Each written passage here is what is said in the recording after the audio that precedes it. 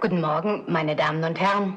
Transeuropa TV und der Stabil Elite Trust, der Konzern Ihres Vertrauens, begrüßen Sie zum letzten Spieltag des Millionenspiels und weisen noch einmal auf das große öffentliche Finale am heutigen Abend mit dem Schlusseinlauf unseres Kandidaten hin. Sollte der Kandidat jedoch vorzeitig den Tod finden, so erwartet Sie ein umfangreiches Unterhaltungsprogramm mit vielen beliebten Künstlern. Die Regeln unseres Spieles stehen im Einklang mit dem Gesetz zur aktiven Freizeitgestaltung vom 7. Januar 1973, veröffentlicht in Teil 2 Bundesgesetzblatt, Seite 964.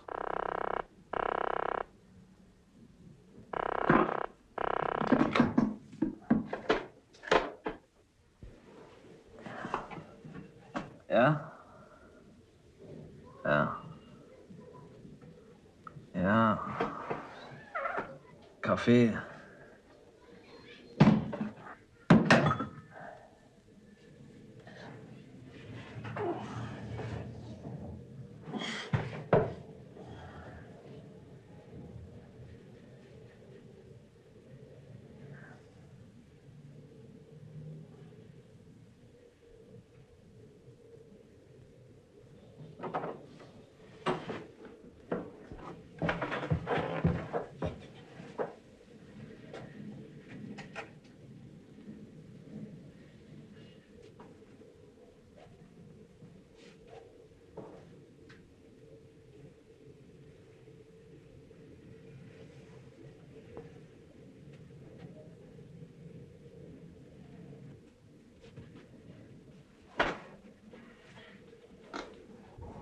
Im Namen von Stabil Elite begrüße ich Sie aufs Herzlichste.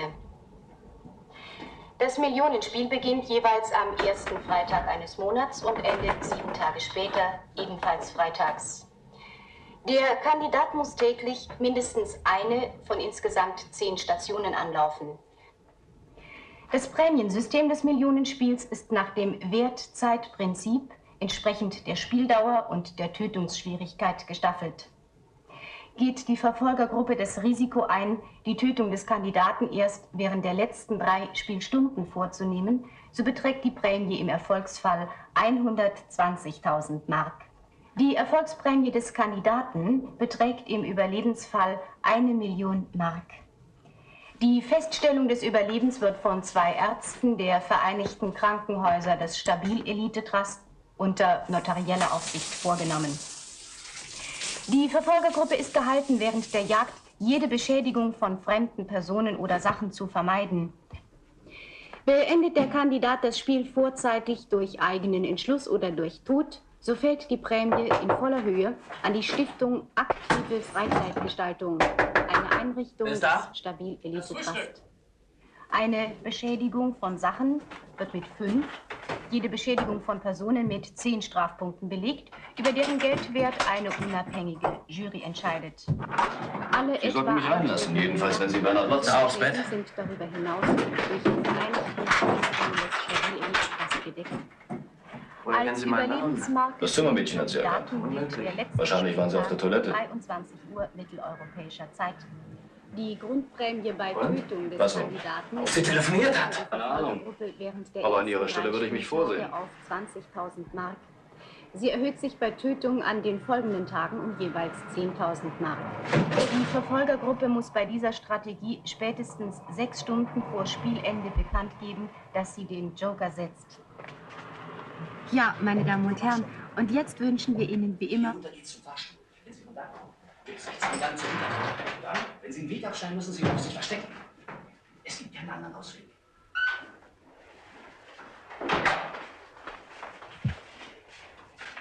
Heute Abend haben Sie es ja geschafft. Heute Abend, Mensch. Aber dann sind Sie Millionär. Oder tot.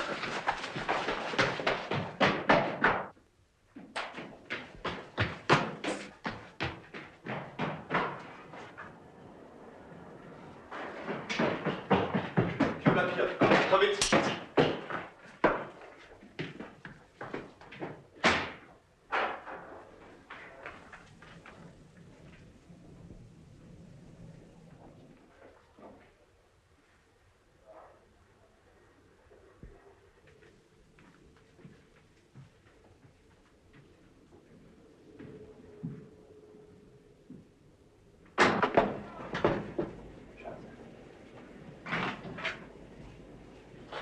du da lang.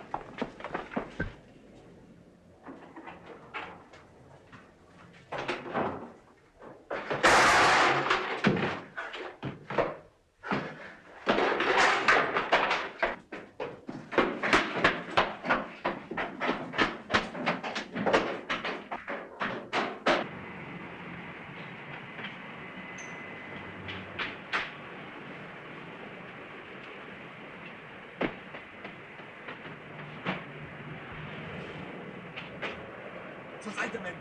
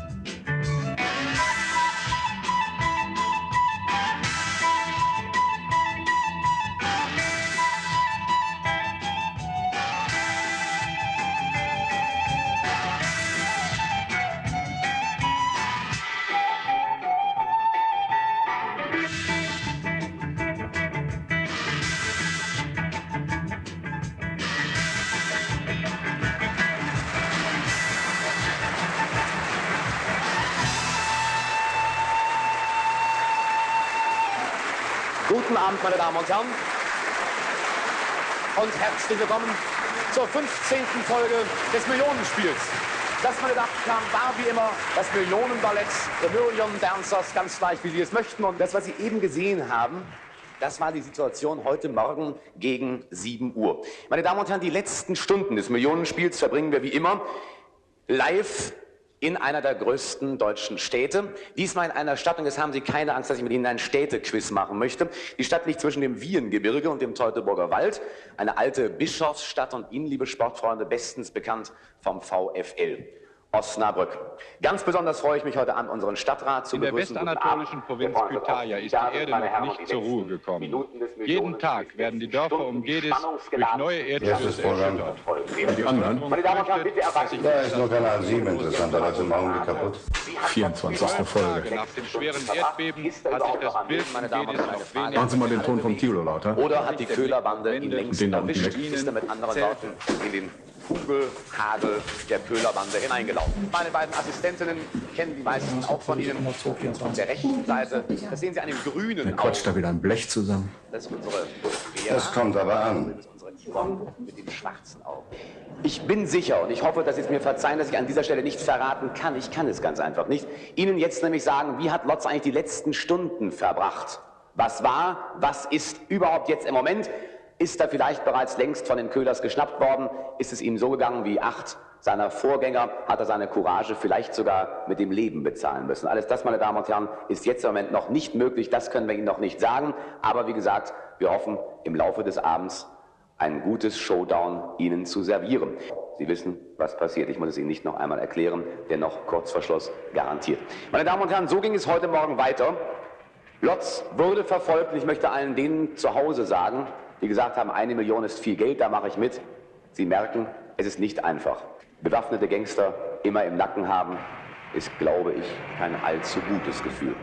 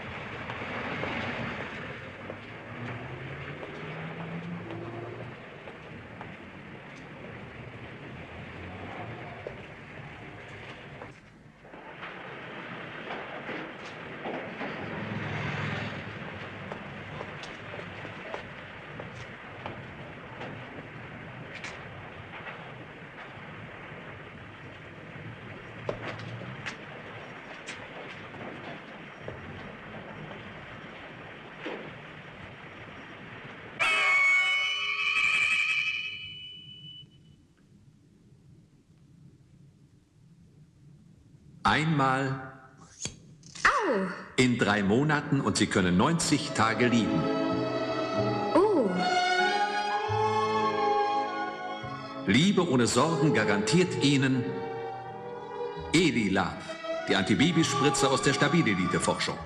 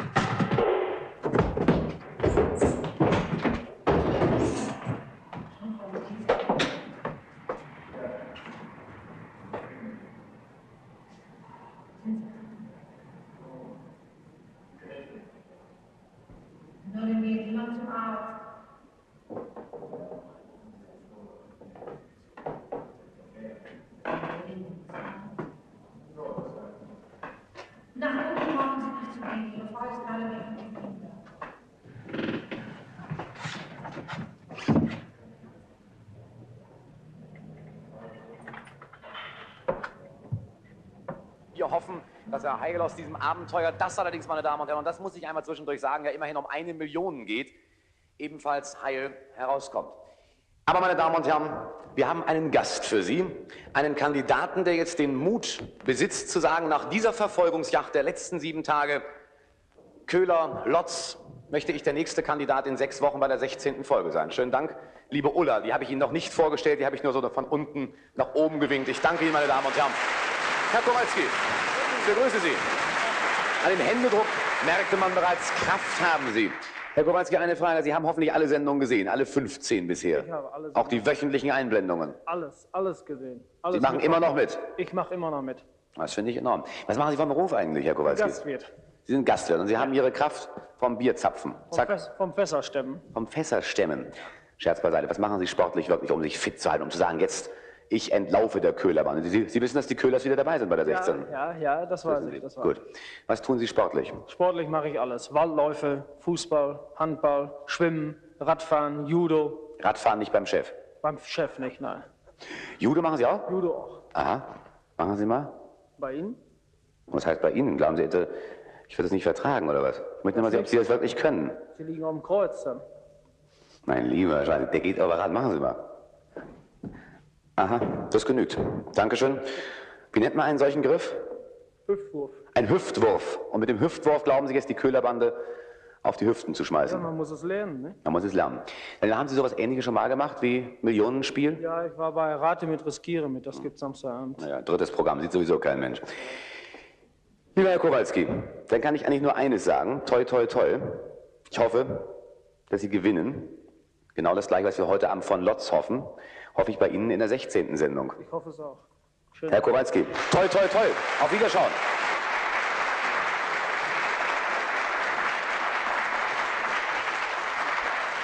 Diese Burschen haben einen Mut, das ist sensationell, meine Damen und Herren, nicht? Und dennoch muss man an dieser Stelle eigentlich eines sagen.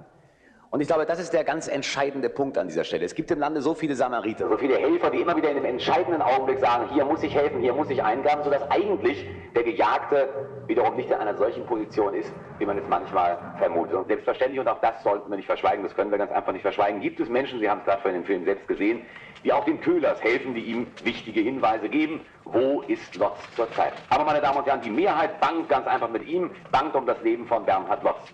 Wird er durchkommen oder nicht, darauf eine Antwort jetzt zu finden, ist ganz einfach nicht möglich, denn das eben, meine Damen und Herren, ist das Spiel. Moment bitte, wissen Sie, wer Bernhard Lotz ist? Ja, sicher, aus dem Millionenspiel, der Gejagte. Haben Sie das Millionenspiel regelmäßig verfolgt? Ja, ich habe alle Sendungen bisher gesehen und bin sehr interessiert. Ja, natürlich, man hört überhaupt nichts anderes, aber ich finde, auch eine Million rechtfertigt solche Geschichte nicht. Ja, ich habe es ja leider nicht von Anfang an gesehen, aber es ist ja hochinteressant. Das könnte doch Ihr Sohn sein. Ach, das weiß ich nicht. Diesbezüglich ist es nicht mein Typ, da hätte ich einen anderen Wunsch. Sagen Sie, was denken Sie von diesem Spiel? Finden Sie das geschmacklos? Finden Sie es menschlich? Sehr modern finde ich das, ganz prima, ausgezeichnet. Modern, es heißt, Leute abschießen? Ja, nicht nur, aber den Sinn mal wiederzugeben. Ich bin jetzt ein paar Mal vom Apparat weggeblieben, weil ich einfach der Meinung bin, dass es verwerflich ist, jemanden dermaßen in Versuchung zu führen, für 1 Million Mark sein Leben zu riskieren, um der Bevölkerung, also den Zuschauern, da irgendetwas zu bieten. Ja, ist ziemlich hart, aber was soll man machen? Fernsehen. Das ist mir vollkommen egal, Hauptsache es ist spannend. Naja, also ein ganz schöner Nervenkitzel, ne? Man möchte direkt mitmachen, ne? Oder also so lohnen sich die selbst angesprochen, ne? Wie glauben Sie, wird der Bernhard Lotz am Ende abschneiden? Ich dachte, der Lotz wäre schon längst tot. Ich hoffe doch, dass er gewinnt. Er ist sympathisch und wagemutig und ich hoffe sehr, dass er gewinnt. Aber er hat auch Vorteile gegenüber diesen 3 Männern. Er ist zwar nicht so brutal, er ist aber intelligenter und ich glaube, er hat Instinkt. Würden Sie sich das wünschen, dass Sie einen Mann haben, der so viel riskiert, um Ihnen 1 Million zu verschaffen? Oh ja. Sehr riskant. Was denken Sie denn? Ja, was soll ich dazu sagen? Das ist sehr gut, sehr spannend, aufregend. Ist das Ihr Ideal von einem Mann? Ideal nicht, aber ich sympathiere mit ihm. Ja, ich glaube nicht, dass der Lotz es schafft. Ich nehme an, dass die 3 den schnappen und irgendwie erledigen. Glauben Sie denn, dass er aussteigen könnte, ohne sein Gesicht zu verlieren noch? Ah, sehr schlecht. Nach so langer Zeit, jetzt muss er dabei bleiben, glaube ich.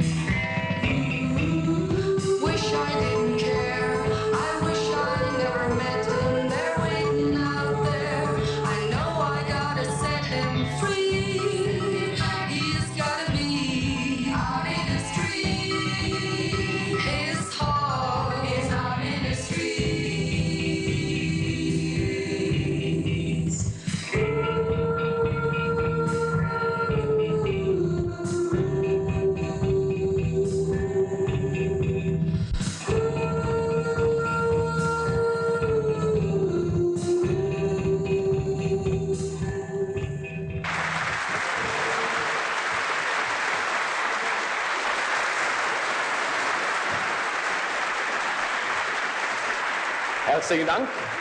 The Hearts of Soul.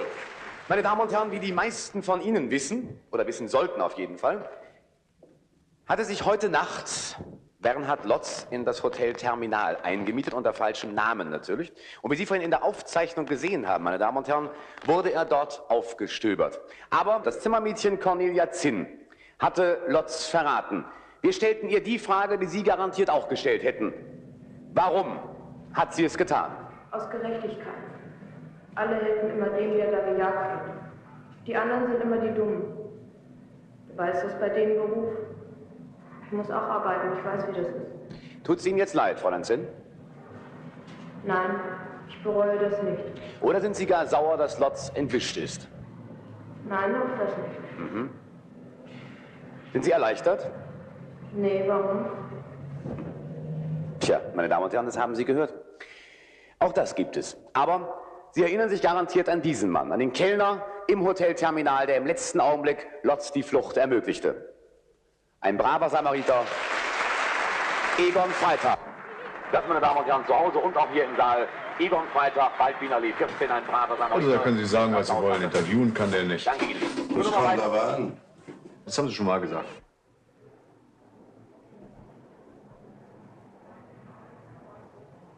Wie die Frühaufsteher in unserer Direktübertragung gesehen haben, meine Damen und Herren, flüchtete Lotz in dieses Haus, Gerberstraße 134.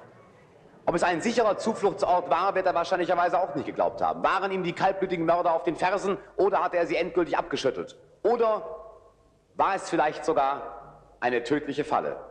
Alles das, meine Damen und Herren, sehen wir hoffentlich in den nächsten Minuten und wissen dann hoffentlich mehr. Sie und auch wir.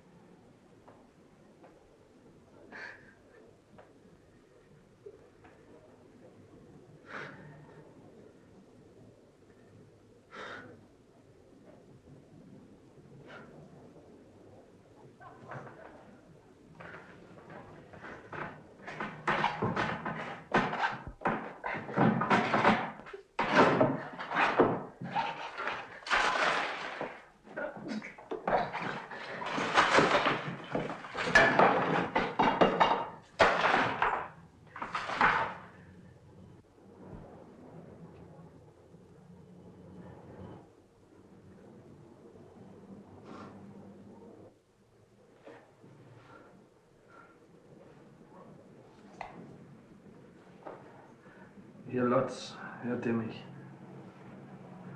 Selbstverständlich. Wir sehen Sie sogar. Bleiben Sie ganz ruhig. Wir haben unsere Kamerateams schon bei Ihnen, schon lange. Auf den Dächern gegenüber. Kriegt er wenigstens gute Bilder, wenn Sie mich gleich abknallen? Ja. Reißen Sie sich doch zusammen, Mensch. Glauben Sie vielleicht, meinen Sie, dass Sie tun uns einen Gefallen damit, wenn Sie jetzt kapieren? Sie haben einen Vertrag, oder? Ob nicht vielleicht irgendjemand angerufen hat. Irgendwer. Musik, mach schon. Musik ab. Sie sind vom Sender runter. Schön, geht klar? Ich wollte ja nur fragen, ob nicht vielleicht irgendjemand angerufen hat. Irgendwer. Sie waren dabei, als ich Thilo gesagt habe, mit dem kriegen wir Ärger, aber mich hört ja niemand. Vielleicht der Dilettantismus. Da kann man reden und reden und reden, aber keiner hört auf einen. Aber die Verantwortung, die soll man übernehmen, aber ich denke gar nicht daran. Ich habe vorsichtshalber eine Aktennotiz anfertigen lassen. Darf ich? Das ist auch alles, was Sie können. Ob sich jemand gemeldet hat? Meinen Sie, das hätten wir nicht durchgegeben? Ist der Uhlenhaus da? Nein, er schläft noch. Frequenz. Unser Kamerateam 3 ist immer noch nicht im Flur. Was? Angenommen, er versucht zu türmen und wird dabei umgelegt, dann haben wir kein vernünftiges Bild. Wieso ist Team 3 nicht im Flur? Da wären wir doch direkt im Schussfeld. Verdammte Sauerei. 7,6%. So habe ich mir das gedacht. 7,6% sind eine ganze Menge für so früh. Sparen Sie sich Ihre Weisheiten von Dr. Brakemeyer auf. Meinen Sie, was mit Ihnen wird, wenn wir heute Abend statt des Endspurts die Begräbnisfeier übertragen? Hallo Lotz? Meinen Sie, was die Herren von Stabile Elite davon halten? Ich meine ja nur, hallo Lotz, hören Sie mich. Ja. Vielleicht komme ich doch noch hier weg. Nicht durch den Keller sind keine Kameras. Wenn er schon draufgehen muss, locken Sie ihn wenigstens ans Fenster. Denken Sie an den Vertrag, Lotz. Sie meinen, ich soll aus Aus dem Fenster springen? Aus dieser Höhe? Wenn er sich am Fenster zeigt, ist aus. Wird er sofort abgeknallt. Dann ist er wenigstens im Bild. Aber das steht fest. Diesen Lotz hat Thilo angestellt. Ich halte meinen Kopf da nicht hin. Samariterdienst, ja? Ich heiße Gustav Franke. Ich habe mal in der gleichen Wohnung gewohnt. Steck ihn rein. Wohnung und die Für die LPD. Bleiben Sie am Apparat, ich Ja. verbinde Sie schon mal. Wir sind ja. startklar. Okay. Achtung.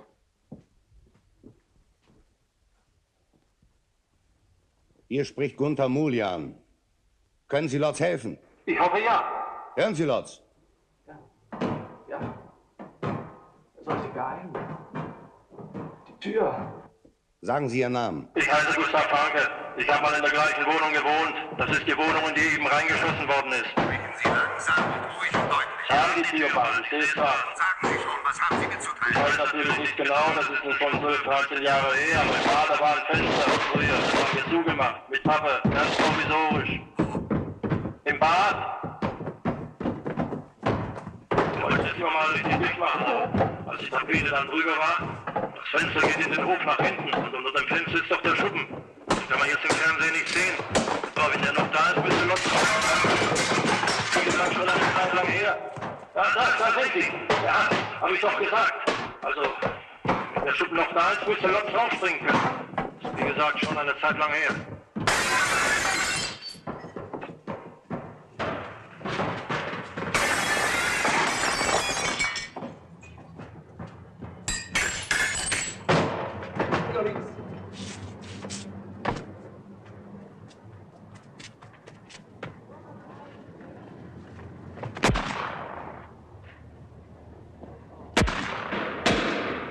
Tja, meine Damen und Herren, das ging für die Köhlers daneben, wie Sie gesehen haben. Dennoch war es wirklich der letzte Augenblick.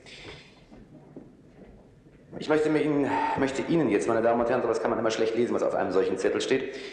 Der brave Samariter, der anrief, war Herr Gustav Franke. Sie haben das Telefonat selbst gehört. Und die brave Samariterin, die die Rauchbomben gestiftet hat und einen Mann engagierte, der sie warf.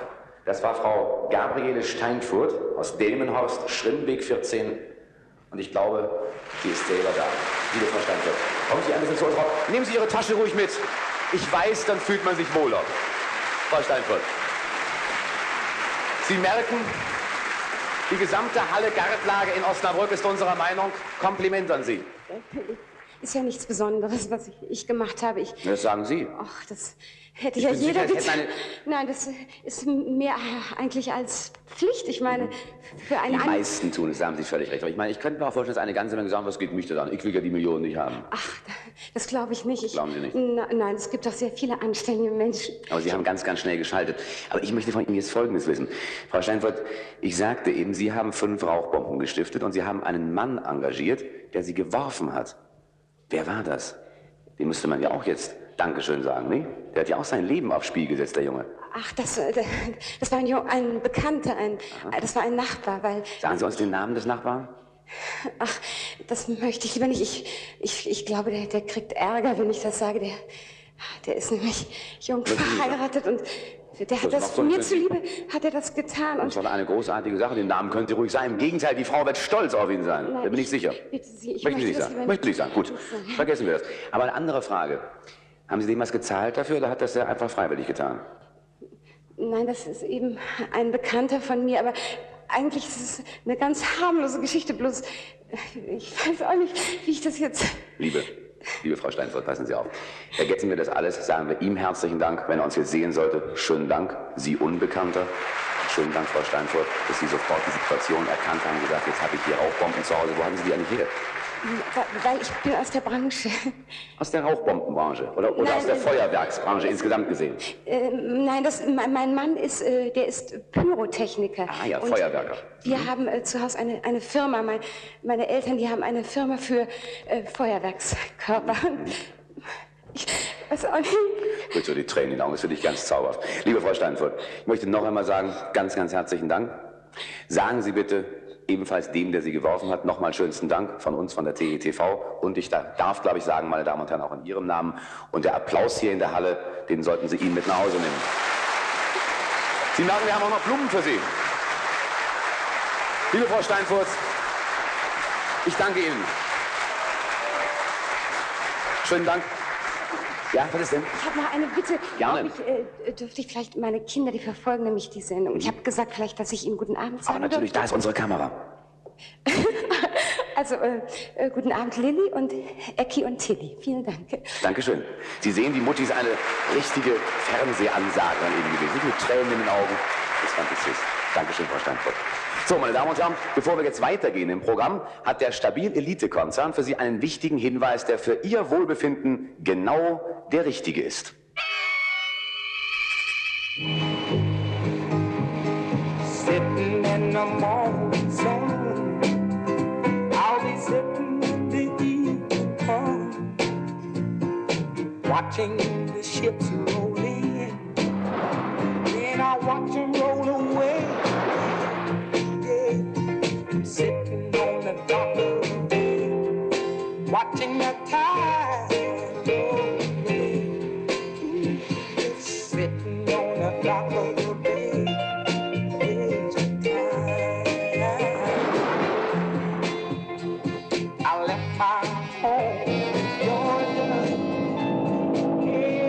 Holen Sie sich das wilde, prickelnde Leben von Monte Carlo ins Haus.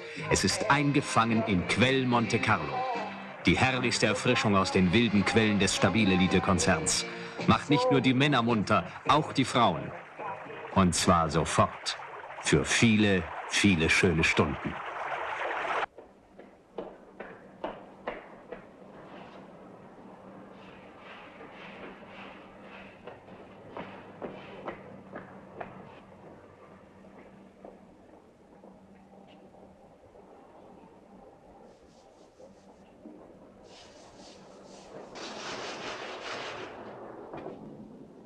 Was machen Sie denn da? Ich habe Hunger. Sind Sie nicht der, der umgebracht werden soll? Ich habe seit 2 Tagen nichts gegessen. Ja, vormittags ist hier zu. Sie sind das doch. Lotz. Nicht? Ja, ja. Jetzt kommen Sie rein. Wussten Sie, dass ich komme? Ich habe vormittags keine Zeit zum Fernsehen. Ja, Geld.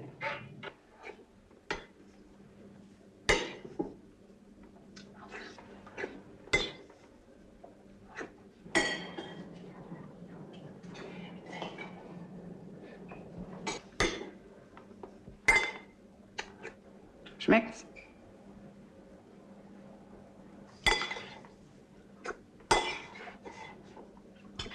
Vielleicht erschießt du den hier. Mit dem Mund. Kriegst du auch Komfort? Komm hier weg. Wie viel ist das jetzt? Kurz nach 10. Ja, fast 11 Stunden. Das halten Sie nie durch. Ich begreife so Leute wie Sie nicht. Das Schlimmste ist, dass man nicht mehr zum Schlafen kommt. Dass man nicht mehr in Form ist, richtig. Am Anfang waren Sie besser, ja. Haben Sie gesehen, wie ich am Dienstag aus der Glaserei kam? Als die Kerle in den Spiegel geschossen hatten. Die hatte ich extra so aufgestellt. Aber so allmählich geht man doch in die Knie. Letzte Nacht hätte ich schlafen müssen. 2, 3 Stunden hätten genügt. Außerdem. Am Anfang hat mich keiner gekannt. Das sind bloß die ersten Stunden. Ich habe Sie sofort erkannt. Guckt doch jeder hin in die Sendung. Ja, die meisten helfen mir ja. Weiß nicht. Sie meinen das Zimmermädchen?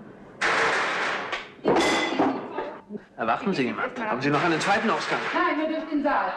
Ich will hier keine Schießerei. Nicht aufmachen. Nein, natürlich nicht. Durch den Lastlauf kann er auch raus.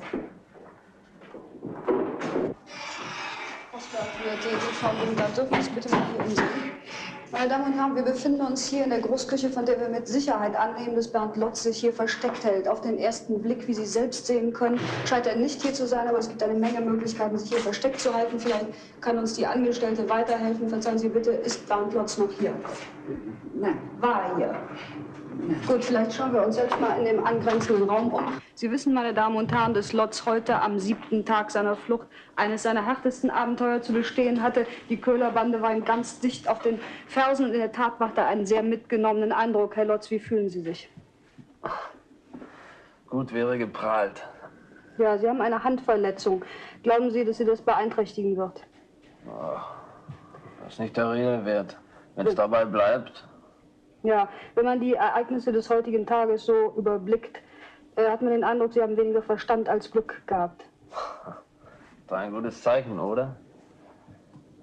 Allerdings Wenn ich noch ein Stündchen schlafen könnte, wäre mir noch wohler. Ich glaube, das ist in diesem Moment überhaupt nicht zu raten, denn so wie wir sie gefunden haben, bin ich ganz sicher, dass die Köhlerbande sie auch sehr bald entdecken wird hier.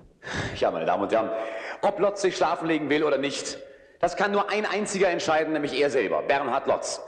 Wir machen jetzt einen Sprung von rund 1,5 Stunden, meine Damen und Herren. Er hatte sich nicht schlafen gelegt, weil er glaubte, fürs erste die Verfolger abgeschüttelt zu haben. Das allerdings war ein Trugschluss. Das werden Sie gleich aus dem nächsten Film sehen, daher bitte Film ab!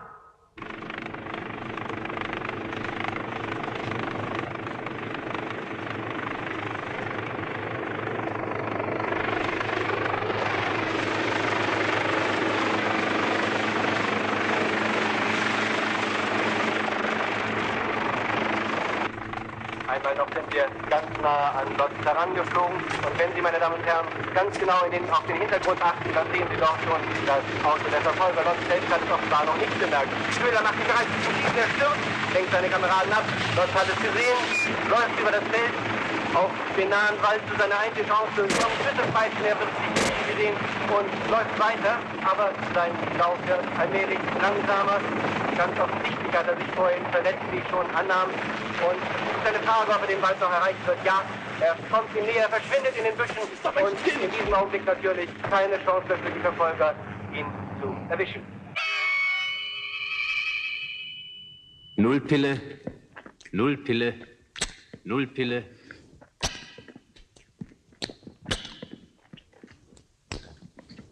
Sieben, 8, 9, 10 Nullpillen täglich und Sie werden so schlank, wie Sie wollen.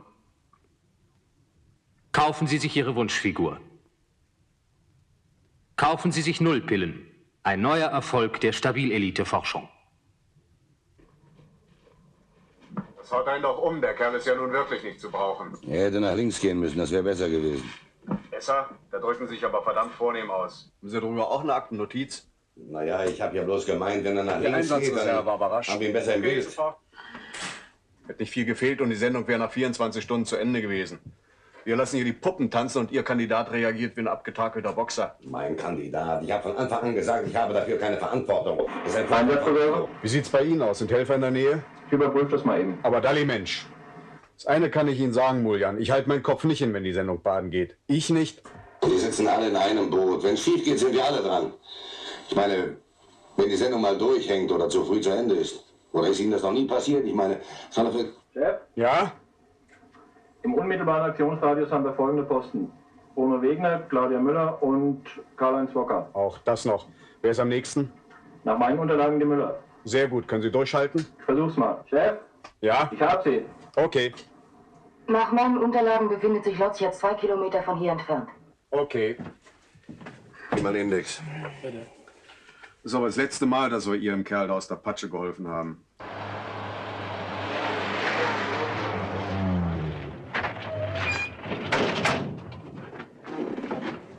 Los, geh du da rüber.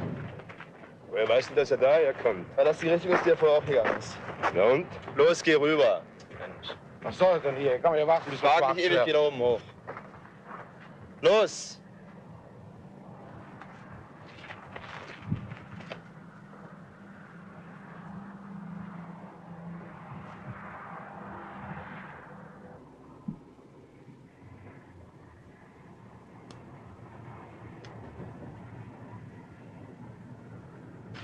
Hey, bist du sicher, dass aus der Richtung kommt? Als Maul!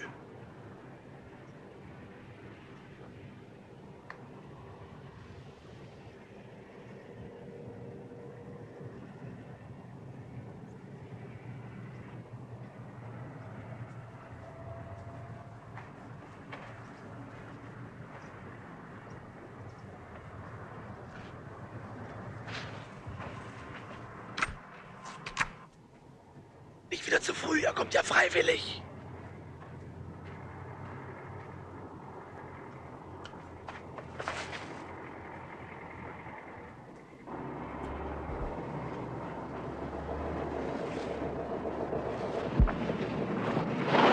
Scheiße.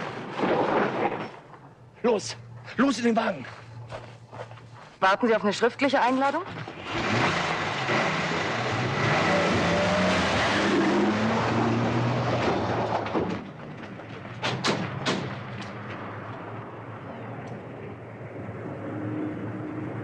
Meine Damen und Herren, an dieser Stelle muss ich ganz einfach unterbrechen, was Sie eben gesehen haben auf unserer Leinwand. Das war so großartig, dass ich nur eins sagen kann.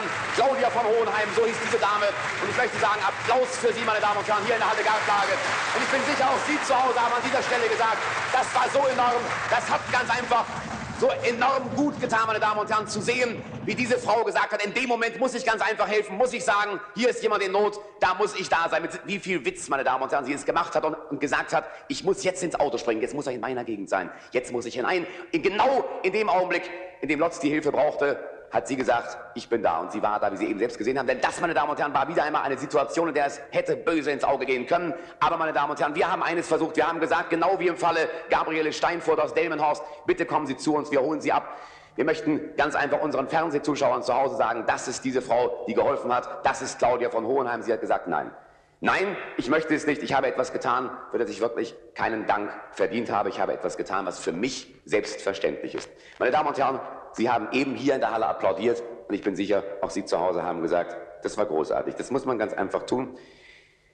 Das ist etwas, das möchte ich Ihnen sagen, Ihnen zu Hause, das auch uns bei dieser Sendung immer wieder aufbaut und sagt, schau mal, das macht eigentlich Spaß, dass Millionen Menschen zu Hause mitdenken, mithelfen und einem, der verfolgt wird, ganz einfach zur Hilfe eilen. Meine Damen und Herren, ich muss Ihnen allerdings eines sagen. Zurzeit ist uns Bernhard Lotz entwischt, das heißt unseren Kameras entwischt. Er ist, und das ist die letzte Meldung, die wir über Leitung bekommen haben, aus dieser Yacht nicht unverletzt hervorgegangen. Dennoch hoffen wir, dass er nicht aufgeben muss im letzten Augenblick. Es wäre schade um diesen mutigen Jungen. Aber, meine Damen und Herren, ich melde mich sofort wieder, wenn neue Meldungen vorliegen, wenn unsere Kameras, wenn unsere Leitungen wieder Verbindung zu ihm haben und werde Sie natürlich selbstverständlich auf dem Laufenden halten. Bis dahin möchte ich Ihnen jetzt eine Show ansagen. Mit Genehmigung der Pariser Oper möchte ich Ihnen jetzt Chantal ansagen. Chantal allerdings mit ihrem neuen Partner Dumont.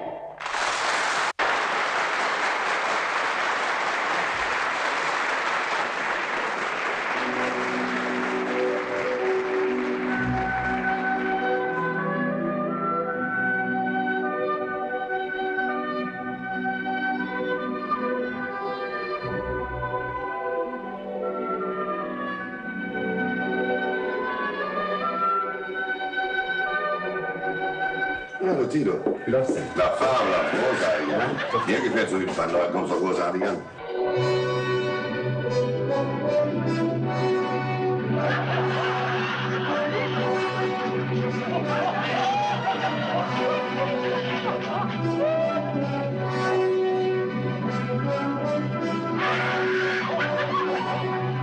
Sowas von verzick.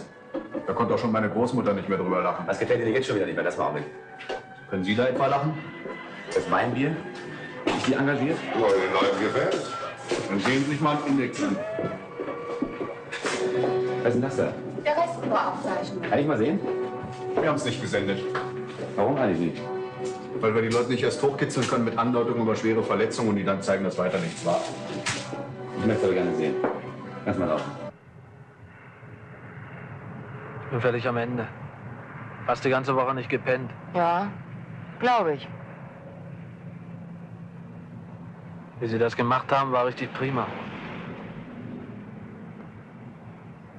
Aber eigentlich war es mir schon fast egal. Wollte schon aufgeben. Ich glaube nicht, dass es gut ist, aufzugeben. Na, immerhin habe ich den Leuten gezeigt, dass ich 7 Tage durchgehalten habe. Und Ihre Prämie? Das interessiert mich nicht mehr. Wirklich. Ich schwör's Ihnen. Irgendeiner Ihrer Vorgänger hat doch aufgegeben, oder nicht? Ja, Brandes.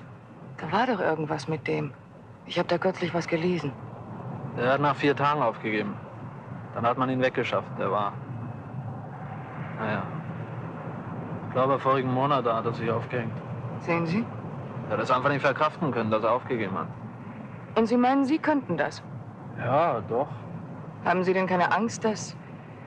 Wie viele Zuschauer hat die Sendung wohl? 50 Millionen? Mehr. Alle werden mit den Fingern auf Sie zeigen. Da ist die Memme aus dem Millionenspiel. Der Feigling, der angegeben hat. Der gekniffen hat, als es drauf ankam. Dann können Sie nur noch auswandern. Irgendwo hin, wo es kein Fernsehen gibt. Naja, es sind ja nur noch ein paar Stunden. Da hinten setze ich Sie ab. Ich muss wieder nach Hause. Können Sie mich nicht vielleicht noch Ich habe Ihnen geholfen, als Sie in der Tinte gesessen haben. Finden Sie nicht, das reicht? Ja, ja. Entschuldigung. Ohne Sie wäre ich... Naja.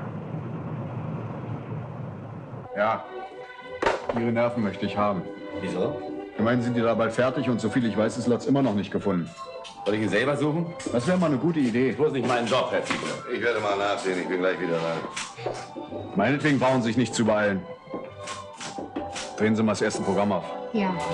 Die Fernsehanstalten, weder die kommerziellen Fernsehanstalten noch ihr Programm, können von sich aus die Gesellschaft ändern. Das ist ja wohl nicht, das kann ja wohl nicht unsere Aufgabe allein sein. Also wäre es doch, hätte es doch eine gesellschaftlich positive Wirkung, will mir scheinen, wenn wir die Aggressionen ableiten in einem solchen Spiel, statt sie in der gesellschaftlichen Realität zum Ausbruch kommen zu lassen. Ja, gewissermaßen. Sie müssten sogar dem Verfahren zustimmen, wenn Sie eine stärkere Frustration und damit eine Anhäufung von Aggression eben durch den nicht emanzipierten Vater starten. Nein, keineswegs.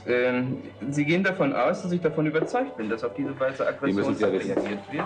Ich würde sagen, dass das kommerzielle Fernsehen durch solche Filme nur noch Hallo Zentrale, wir sind inzwischen auf dem Kölner Hauptbahnhof. Lotz, so haben wir gerade rausgekriegt, wird in etwa 5 Minuten mit dem D138 hier eintreffen. Außerdem sind ja noch Köhler und Co. hier und mit denen will ich unbedingt ein Interview machen. Los, auf die Bühne! Ja. Machen Sie doch schon! Und warten Sie noch, Dalli, Mensch, Dalli! Tempo! Wir haben ihn. Wir? Wir haben ihn im Zug nach Leverkusen entdeckt. Wer ist wir? Das Sie doch nicht. Was ist jetzt mit dem Interview? Das machen wir nachher, wenn wir die Köhler haben.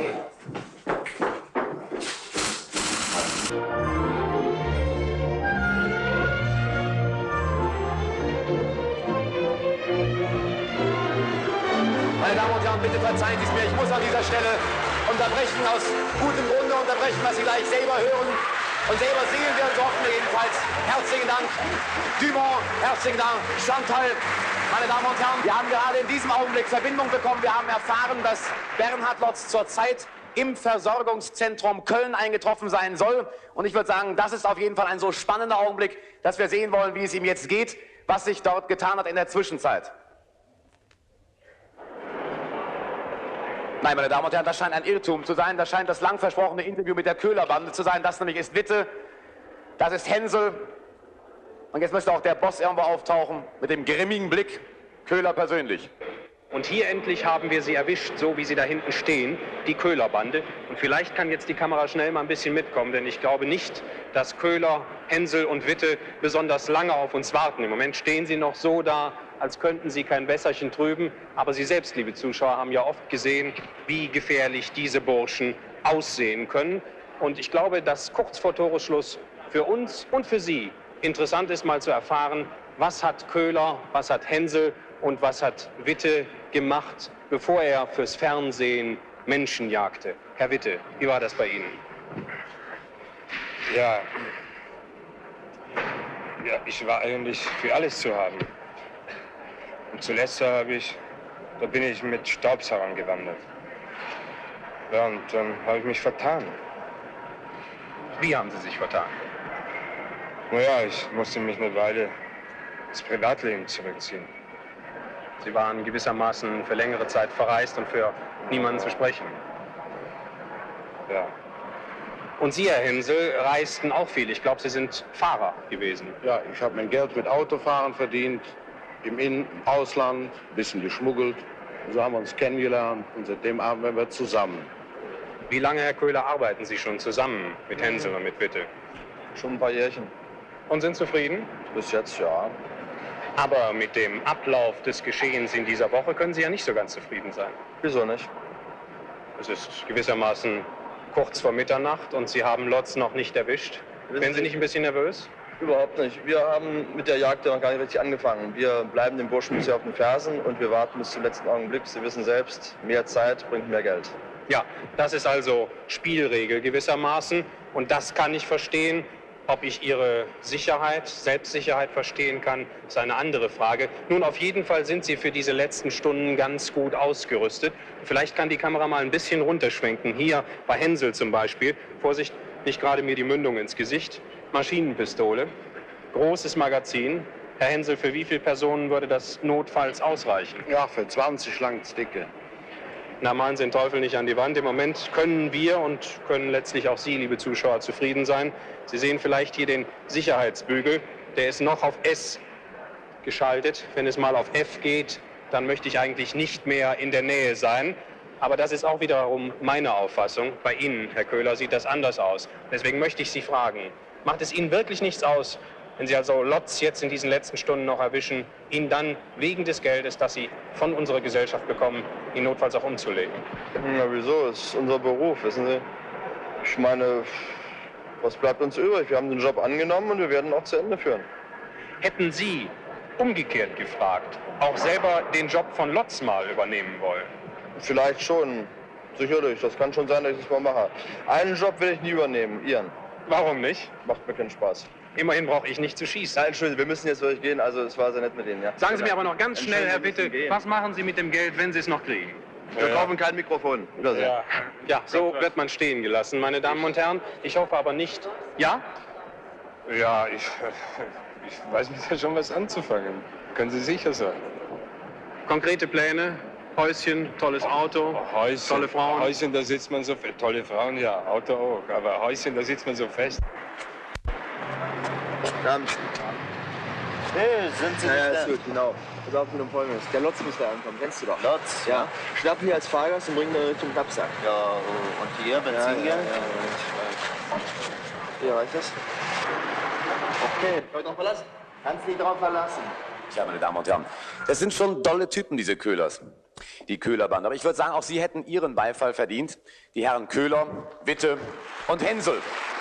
Denn, meine Damen und Herren, was wäre eine Yacht ohne Jäger? Aber wir sollten einmal weiterschauen, was sich in Köln am Hauptbahnhof tut. Nur noch ganz wenige Stunden Zeit, meine Damen und Herren, hat Köhler. Dann wird es sich zeigen, ob die Bande viel Geld gemacht hat oder ob die ganze Schlaucherei umsonst war. Herr Köhler, was meinen Sie, alles oder nichts?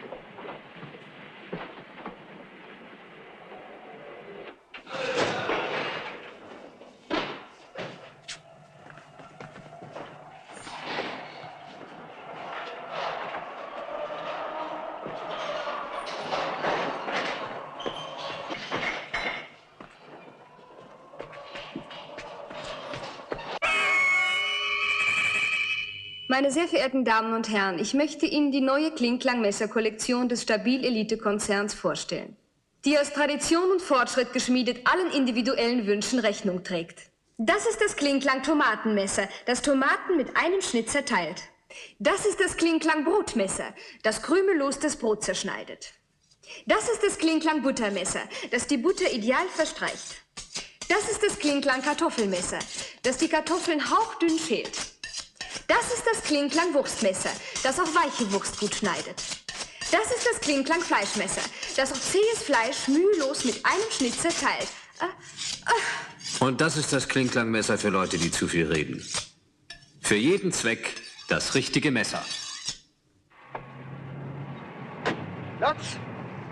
Kommen Sie, ich fahr Sie. Keine Angst, Mensch. Ja, rufen Sie, die sind im Bahnhof. Kommen Sie schnell. Wir sind gleich weg. Dann kriegen Sie uns nicht.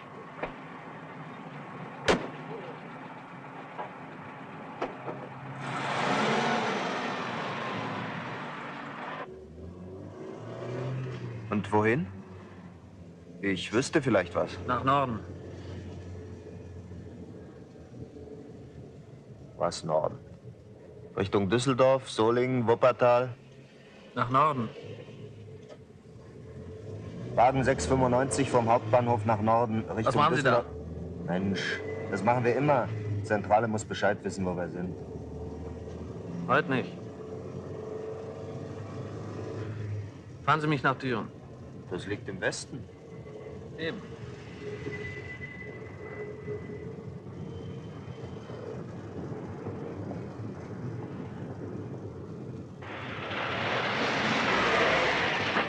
Ich will hier aussteigen. Komm, los, bleib doch hier. Wir fahren gleich weiter. Da mach doch keinen Quatsch. Komm, steig wieder ein, los. Mach doch keinen Mist. Au.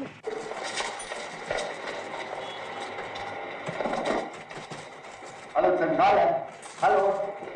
Was damit begehen? Das darf ja wohl nicht wahr sein. Ja, wir haben ihn sicher gleich wieder. Sie ganz besonders. Das kann doch mal vorkommen. Aber nicht während der letzten 2 Stunden, da nicht. Wir haben Lotz genau instruiert. Er weiß genau, dass er Kontakt halten muss mit dem Team. Einen großen Eindruck scheinen Ihre Instruktionen ja nicht gemacht zu haben. Meine Damen und Herren, hier in der Halle Gartlage in Osnabrück und auch Ihnen zu Hause möchte ich Folgendes sagen. Wir haben 24 Kamerateams, die Lotz laufend verfolgen, die auch die Verfolgungsjagd der Köhlerbande auf Lotz fast immer mitkriegen. Aber man muss das Wort fast rot unterstreichen, meine Damen und Herren, denn auch 24 Kameras reichen dann nicht mehr aus, wenn Lotz unterwegs ist. Für diesen Augenblick, der jetzt eingetreten ist, meine Damen und Herren, haben wir einen Film vorbereitet für Sie zu Hause, um Ihnen einmal zu zeigen, und ich bin sicher, das interessiert Sie, mit der Frage, wie wird man eigentlich so etwas? Wie wird man Millionär auf diese Art und Weise? Die traumhafte Karriere von Bernhard Lotz begann vor 10 Monaten. Wir haben das im Film festgehalten. Bitte, Film ab!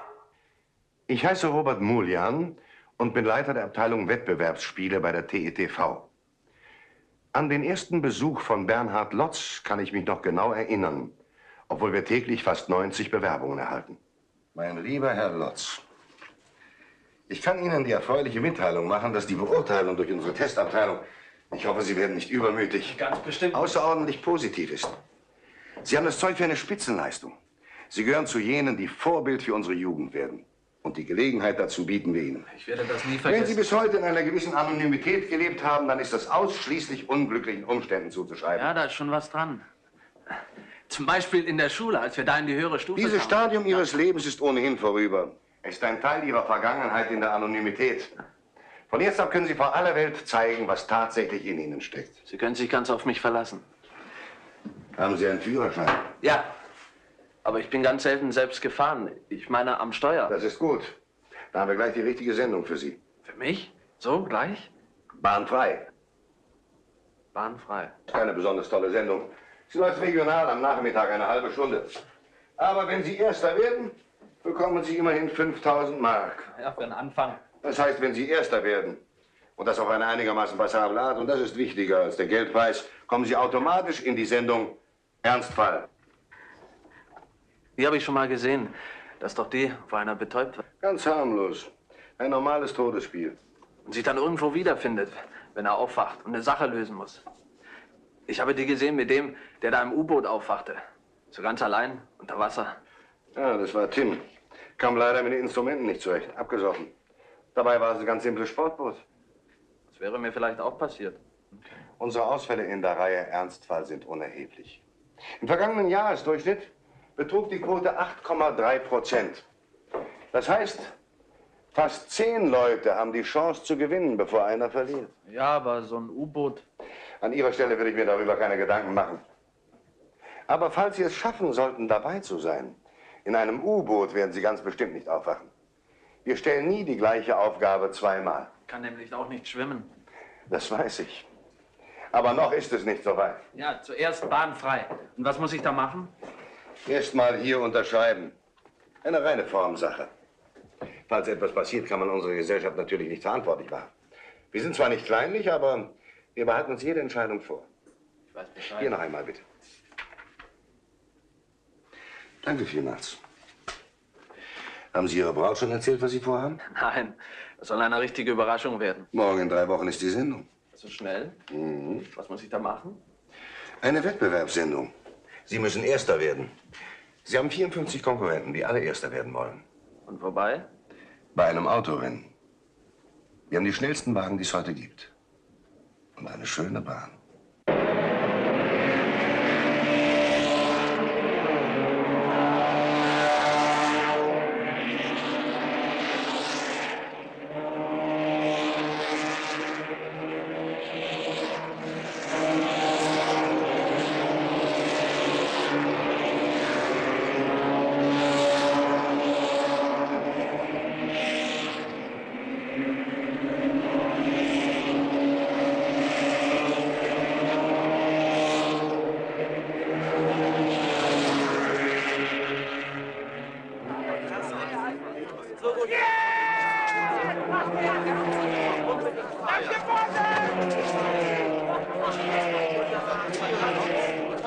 Bravo, mein lieber Lotz. In 2 Monaten können Sie im Ernstfall auftreten. Warten Sie mal. Ja, das wäre doch mal. Foto bitte. Hier haben Sie noch ein paar schöne Blumen. So, und jetzt lächeln Sie mal ein bisschen in die Kamera. So, da kommen Sie.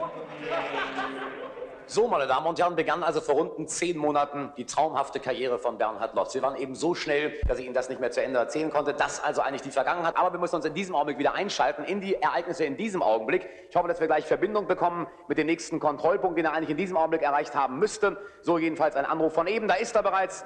Es klappt also ausgezeichnet. Schönen Dank an die Außenstellen. Er überquert die Straße. Es scheint alles frei zu sein. Man merkt, meine Damen und Herren, der Frischeste ist er nicht mehr, aber das ist logischerweise nicht unverständlich.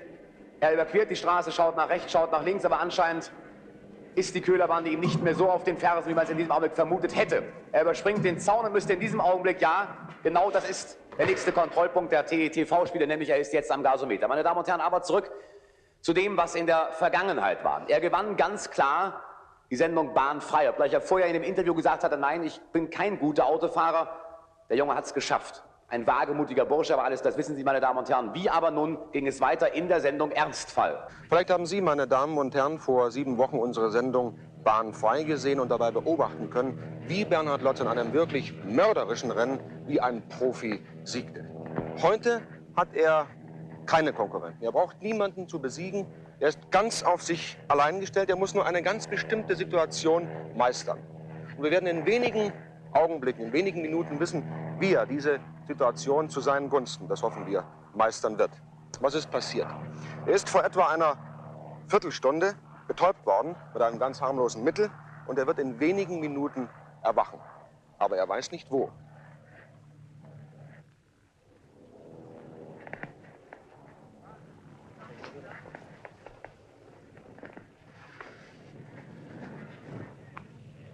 So, meine Damen und Herren, gleich wissen wir mehr, aber das ist nicht Bernhard Lotz, denn der ist da oben. Alles klar gegangen? Alles klar, der Junge schläft noch. Er schläft noch? Ja.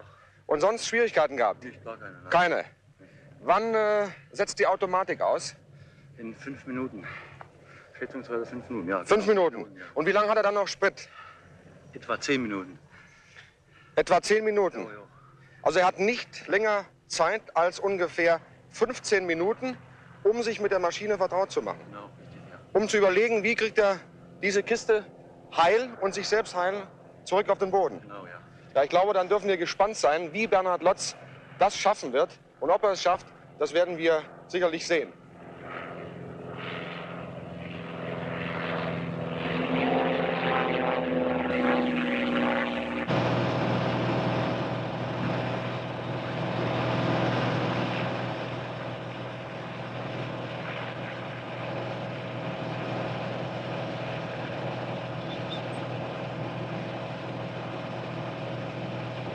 Wir begrüßen Sie an Bord unserer Cessna 100.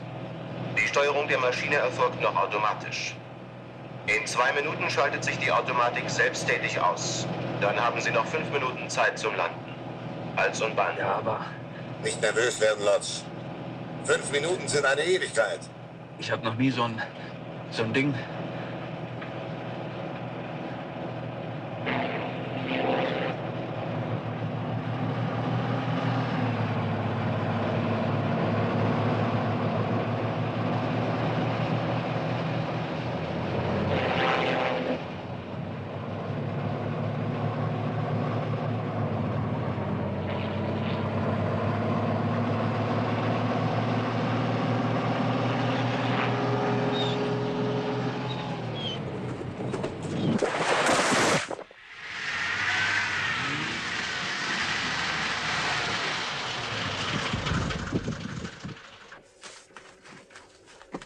Oh, meine Damen und Herren, das sieht nicht allzu gut aus, aber immerhin hat Bernhard Lotz das Flugzeug noch besser auf die Erde zurückgebracht, als man erwarten konnte. Er hängt vornüber gebeugt in seinem Cockpit, wird jetzt herausgebracht. Ich kann im Moment nicht feststellen, ob er äußerliche Verletzungen davongetragen hat.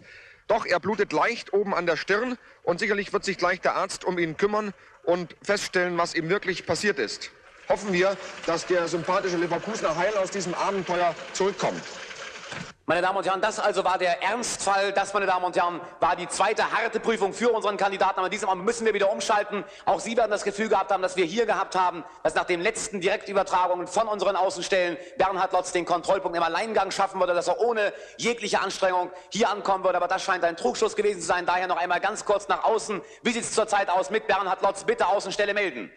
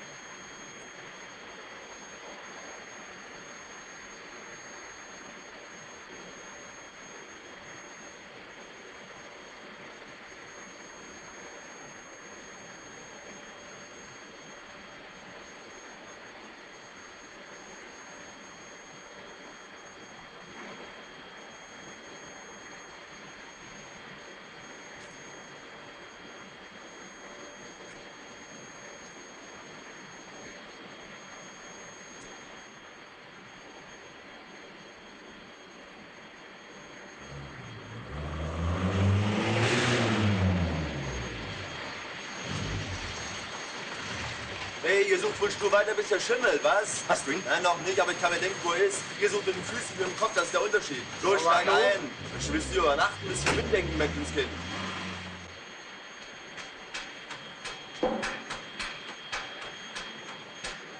Ich glaube, eine Frage bewegt uns jetzt alle in diesem Stadium des Millionenspiels. Wie ergeht es Bernhard Lotz und was fühlen Sie daheim und Sie hier für ihn in diesem Augenblick? Ich finde es ein Wahnsinn. Es ist ein Wahnsinn. Also für ein Menschenleben zu opfern für 1 Million. Also das ist, meiner Ansicht nach, der ist zu hoch, der Einsatz. Nun kann man ja sagen, der Bernhard Lotz hat sich das alles freiwillig aufgeladen. Schon allein. Auf jeden Fall ein Idealist. Für mich sind Bernhard Lotz und seine 8 Vorgänger nichts anderes als Opfer eines politischen und gesellschaftlichen Systems, das hier zeigt, dass es bereit ist, für eine Sensation oder für einen Profit über Menschenleben zu gehen. Meine Grundeinstellung dazu ist, wenn jemand ins Wasser springen will, dann soll man ihm keinen Kahn kaufen. Aber ich sage mir so, ein Menschenleben ist ja mehr wert wie 1 Million. Muss ich das unbedingt tun, wenn ich das nicht nötig habe? Ja, Glück, viel Glück muss er vor allen Dingen haben, dass er damit durchkommt. Und wenn er eben keins hat, dann hat er eben Pech gehabt. Wieso so eine Senderei überhaupt Millionenspiel heißen kann, das ist mir eigentlich auch nicht so ganz verständlich. Es ist eigentlich eine verdammt blutige Angelegenheit. Und man verfolgt das auch mit großem Interesse, genau wie wenn man sonst vorm Fernsehschirm sitzt und alles ansieht. Der Herr hat sich dazu entschlossen, dieses nun auszuführen, und er hat das Risiko, ist das Risiko eingegangen. Bitte schön, dann muss er auch die Folgen tragen, denn er bekommt ja eine ganze Menge Geld. Kann ich viel zu sagen. Gerade hier in Osnabrück soll er gesund landen. Es fasziniert, ohne weiteres. Nur, mein Geschmack ist es nicht. 1 Million ist natürlich viel Geld, aber wenn er stirbt, hat er ja auch nichts davon. Aber ich drücke ihm trotzdem die Daumen, dass er es schafft.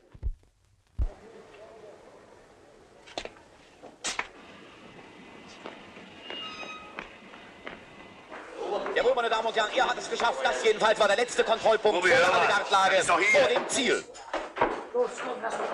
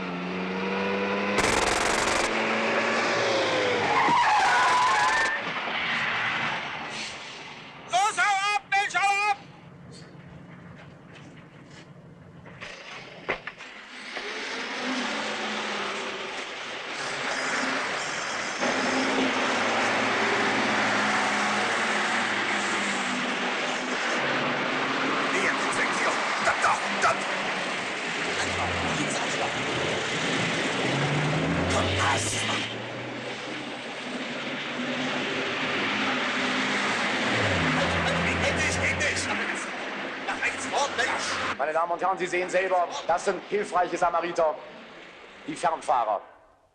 Meine Damen und Herren, wenn ich jetzt auf die Uhr schaue, dann kann es eigentlich wirklich nur noch eine runde halbe Stunde dauern, bis Lotz endgültig der Million nahe gerückt ist. Bis er dann allerdings, und meine Damen und Herren, das sollte ich kurz zwischendurch erklären, diese Todesspirale, die Sie hier sehen, noch zu durchwandern hat.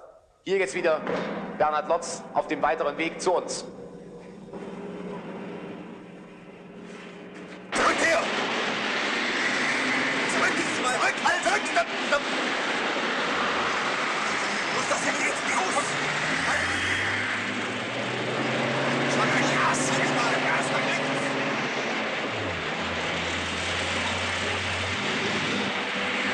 Jetzt mal sein Geld nicht! Pass auf! Sein Geld nicht! Meine Damen und Herren, in diesem Augenblick erfahren wir, dass wir eine Verbindung haben sollen zu Bernhard Lotz. Ich hoffe, dass das gleich klappt, dass wir einmal fragen können, wie es ihm jetzt geht, wie er sich jetzt fühlt. Das müsste jetzt klappen in den nächsten Sekunden. Und da taucht er jetzt auf. Herr Lotz, hören Sie uns? Ja. Bernhard. Ja, Herr Ulmhorst. Wie fühlen Sie sich kurz vor Ladenschluss? Es geht. Moment. Ich habe wohl einige Fehler heute gemacht, glaube ich. Sie leben aber noch, das ist die Hauptsache. Ja, ich habe alles unterschätzt. Es waren 7 Tage.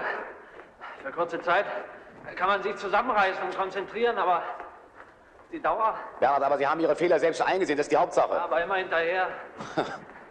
Ach, was ich noch sagen wollte. Ja? Wenn mir irgendwas zustoßen sollte, ja? Können Sie den Leuten sagen, ich meine, die mir geholfen haben, vielen Dank. Danke. Meine Damen und Herren, das finde ich so großartig, in diesem Augenblick daran zu denken. Ich danke Ihnen. Ich hoffe, dass der Applaus bei Bernhard Lotz gut ankommt. Bernhard, warten Sie einen Augenblick. Wir haben noch... Bernhard, wir haben eine Überraschung für Sie. Warten Sie. Das hat nicht mehr ganz geklappt. Wir hoffen, dass gleich das Team, das uns eben Bild und Ton hier in die Halle schickte, diese Panne gleich repariert hat. Denn, meine Damen und Herren zu Hause, wir haben eine Überraschung für den Bernhard. Frau Lotz ist da, die Mutter von diesem Helden der letzten 7 Tage. Bitte, Frau Lotz, kommen Sie zu uns rauf. Dankeschön, Vera. Frau Lotz, bitte bleiben Sie ganz ruhig. Grüß Sie Gott, Frau Lotz. Ich bin sicher, dass Sie am ganzen Körper zittern. Aber glauben Sie mir, nicht nur Sie, sondern Millionen von Fernsehzuschauern und auch Sie, meine Damen und Herren, hier in der Halle. Ich glaube, das haben wir alle heute Abend bewiesen. Ja, Frau Lotz, wir haben etwas vor, technisch etwas vor. Ich gebe Ihnen gleich das Mikro. Dann werden Sie mit Ihrem Sohn sprechen können, der dort auf der Leinwand auftaucht. Bauen Sie ihn ein bisschen auf. Ich glaube, das hat er verdient, das braucht er ganz einfach. Da ist er bereits in den letzten Momenten, in den letzten Minuten dieses Kampfes, den Trost der Mutter. Ich gebe Ihnen sofort das Mikro und dann sprechen Sie gleich mit ihm, denn dann müsste er Sie hören. Lotz! Mein Junge! Ich bin hier bei Herrn Uhlenhorst. Ist Papa auch da? Nee, der ist zu Hause geblieben. Ach, du kennst ihn ja. Aber er sieht doch zu. Das ist doch Ehrensache. Du Junge, du bist viel besser als in den anderen Sendungen vorher. Doch, sogar Kramberg kam gestern zu uns und hat gesagt, dass er das gar nicht erwartet hätte von dir. Ach, das sagt er doch nur so. Nee, das meint er, ehrlich. Na ja. Ja, ich wusste ja von Anfang an, dass du großartig bist. Mutter, ich muss jetzt Schluss machen. Ja, verstehe ich, ja. Und mach nicht auf den letzten Metern schlapp, halt die Ohren steif. Wenn es einer schaffen kann, dann bist du es. Du, das Schlimmste hast du hinter dir. Also, mach dich auf die Socken. Du, die Banditen sind schon ganz wütend, dass sie dich noch nicht haben. Und pass schön auf dich auf, hörst du? Toi, toi, toi. Er hat noch Reserven. Ja, ich muss sagen, meine Damen und Herren, ich finde es immer wieder sensationell, dass dieser Junge nach diesen 7 Tagen, Frau Lotz, Ihr Sohn, Ihr Kind, noch dieses Temperament hat. Das ist überhaupt unwahrscheinlich. Ja, ich glaube, es war ganz gut, dass ich ihm ein bisschen Mut zugesprochen habe. Das war nicht nur gut, das war sehr gut, Frau Lotz. Ja, das brauchte er jetzt. Also ich muss sagen, er hört ja auf mich, weil ich früher wirklich die Einzige war, die immer an den Jungen geglaubt hat. Nicht? Denn er war immer so ein bisschen Außenseiter. Was heißt Außenseiter? Ach Gott, weiß ich auch nicht, wie ich das Im sagen negativen soll. oder im positiven Sinne? Nein. Im positiven das war Sinne. was Besonderes in ihm, nicht? Und wie er im Hotel Excelsior anfing, da hat er es ja auch schon bis in die 2. Etage gebracht. Aber wissen Sie, die haben ihn einfach nicht rangelassen, nicht? Er war doch auch mal Fernfahrer, nicht? Ja, aber nee, als Beifahrer war immer als Beifahrer? Immer nur als Das ist doch nicht wahr. Beifahrer. Die haben ihn einfach nicht ans Steuer gelassen. Na, wenn die Sendung bahnfrei gesehen haben, da ärgern sie sich die Platze, das schwöre ich Ihnen. Ja, das glaube ich. Ich möchte auch ganz gern mal die Gesichter von seinen alten Kollegen sehen. Genau. Wissen Sie das? Frau Lotz, wissen Sie was? Wir müssen jetzt ganz, ganz schnell weitermachen, um zu sehen, was jetzt los ist. Ich bin sicher, Sie zu Hause, meine Damen und Herren, warten. Sie warten am allermeisten, aber die Millionen Fernsehzuschauer und Sie hier in der Halle, meine Damen und Herren, ebenfalls. Natürlich. Wir haben noch Blumen für Sie. Liebe Vera, darf ich die einmal haben? Dankeschön. Frau Lotz, bitte. Die Vera bringt sie gleich zum Platz zurück. Ja? Ja? Oh, Herr Unos, darf ich Ihnen noch was sagen? Aber gern, natürlich. Ich wollte mich auch noch bei all den Zuschauern und Zuschauern bedanken, die da meinem Sohn geholfen haben. Und wenn mal einer gegen ihn war, dann soll er wissen, dass ich seiner Mutter ihm das verzeihe. Ich danke Ihnen. Das waren großherzige Worte. Liebe Frau Lotz, ich danke Ihnen. Auf Wiederschauen. Darf ich Ihnen helfen, Vera? Bringen Sie Frau Lotz zurück. Hier wird ein kleines bisschen gelacht. Das fand ich gut, meine Damen und Herren. Aber wir sollten ganz schnell umschalten und jetzt sehen, was tut sich zurzeit auf dem Autohof.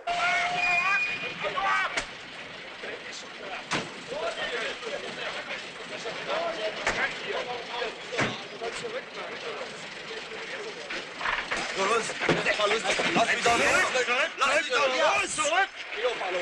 Einen Moment! Was ist denn nur noch? Kann ich ein Autogramm haben? Ja, bitte, auch das noch. Drehen Sie sich um. Das geht Sie gar nicht alle Tage. Ja, Gott sei Dank. So, bitte schauen ein. Wir haben keine Zeit, aber es ist alles aus der Tür.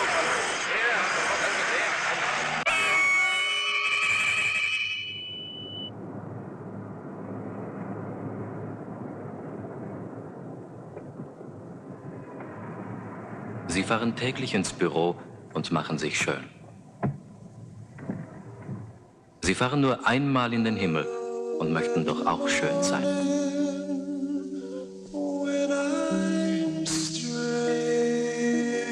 Institut Cento macht's Ihnen leicht. Sie zahlen nur einmal in Ihrem Leben 50 Mark und sind für die Ewigkeit himmlisch schön. Fordern Sie noch heute den kostenlosen Cento-Katalog an. Mit 100 himmlischen Schönheitsvorschlägen. Schreiben Sie an Institut Cento, Stabilelite-Konzern, 5 Köln, Postfach 127. Meine Damen und Herren, auf die Gefahr hin, dass mein Chef es mir verübelt, möchte ich sagen, der Spot hätte da nicht hingepasst. Ich weiß, dass die TETV mir das kaum verzeihen wird. Aber meine Damen und Herren, ich fieber ehrlich gesagt diesmal sowas von mit Bernhard Lotz, dass ich das sagen musste. Meine Damen und Herren, nur noch wenige Minuten trennen uns vom Ende des heutigen Spiels, vom Ende der 15. Ausgabe des Millionenspiels. Denn soeben haben wir erfahren, dass Bernhard Lotz sich der Zielstation nähert. Daher bitte Außenübertragung, Zielstation melden. Bitte Eberhard Schneider. Ja, hier spricht Eberhard Schneider, Zielstation. Guten Abend. Wie sieht's bei Ihnen aus? Alles klar, aber von Lotz keine Spur. Wir warten noch. Hallo Zentrale, hier Außenposten 2, Außenposten 2, hören Sie mich? Fragen Sie ihn, was los ist. Zentrale, was ist los? Lotz, wir haben ihn gerade gefunden. Kreislaufkollaps, würde ich sagen, aber genau kann das natürlich nur ein Arzt feststellen. Wie ist seine Position? Wie ist Ihre Position? 4 Sektor 3. Das ist die Ausfallstraße nach Quakenbrück hinter Bahnübergang. Wir haben Rotlicht gesetzt. Bleiben Sie dort und tun Sie was, das ihn auf die Beine bringt. Irgendwas, Ende. Einsatzreserve sofort. Einsatzreserve. Jetzt kommt es darauf an. Sie müssen Lotz ran schaffen. Irgendwie. Wie? Das ist Ihre Sache. Er ist zusammengebrochen. Schnappen Sie sich einen Arzt, der ihn wieder auf die Beine bringt. Dann bringen Sie ihn hierher. Aber Tempo. Ich gebe Ihnen die Position. Okay, Chef. Meine Damen und Herren, ich bekomme hier gerade eine Nachricht. Das allerdings sieht nicht gut aus. Bitte, Frau Lotz, bleiben Sie ganz ruhig, meine Damen und Herren zu Hause und Sie hier im Saal ebenfalls.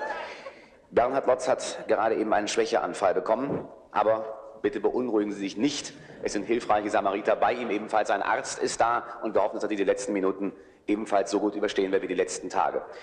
Aber wie wir ihn alle kennen, meine Damen und Herren, glaube ich, eines sagen zu dürfen, es wäre bestimmt ihm, diesem Draufgänger-Typ, gar nicht lieb, wenn wir jetzt hier Trübsal blasen würden. Daher würde ich sagen, da das Ganze eine Show ist, da das Ganze um einen hohen Preis geht, um 1 Million Mark, sollten wir etwas tun, was garantiert der Bernhard jetzt auch getan hätte.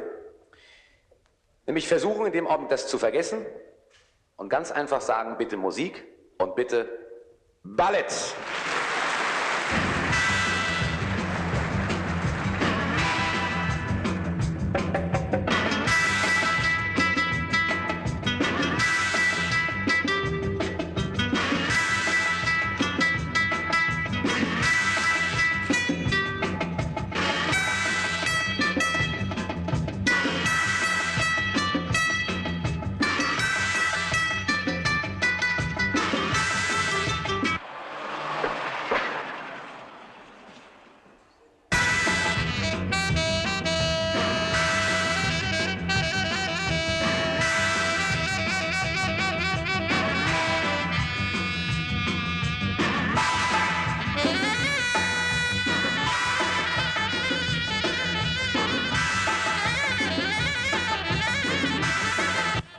Bauen haben Sie in der Eile wohl vergessen, oder soll Lotz das Programm allein bestreiten? Und noch was. Schicken Sie den Köder seinen Wagen entgegen. Allein schaffen die das nicht und lassen sich eine Polizeieskorte geben, damit sie auch durchkommen. Wenn das Manöver klappt, dann können Sie sich was wünschen. Also, ich sehe Land. Man ist eben nicht mehr der Jüngste. Ach, lassen Sie mich nicht mit Ihrem dummen Gequatsche zufrieden. Ich habe was anderes zu tun. Genau das meine ich, Muljan. Sie verlieren die Nerven. Das ist nicht gut für eine so schwierige Aufgabe. Na also, scheint auch zu klappen. Na, Lotz, wie geht's Ihnen? Sie sehen, die TTV lässt Sie nicht im Stich. Ohne uns hätten die Köder Sie längst abgeknallt.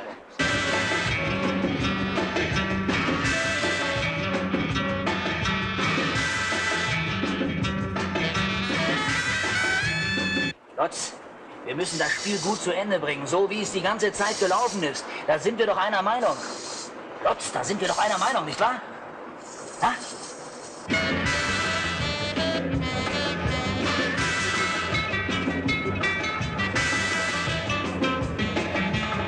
Sie werden hier draußen abgeknallt wie ein toller Hund. Aber drinnen haben Sie eine reelle Chance.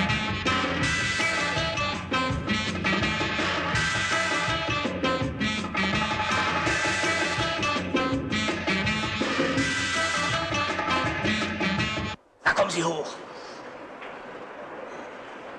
Na also, ich habe doch gewusst, dass wir uns auf Sie verlassen können. Danke, das mache ich alleine.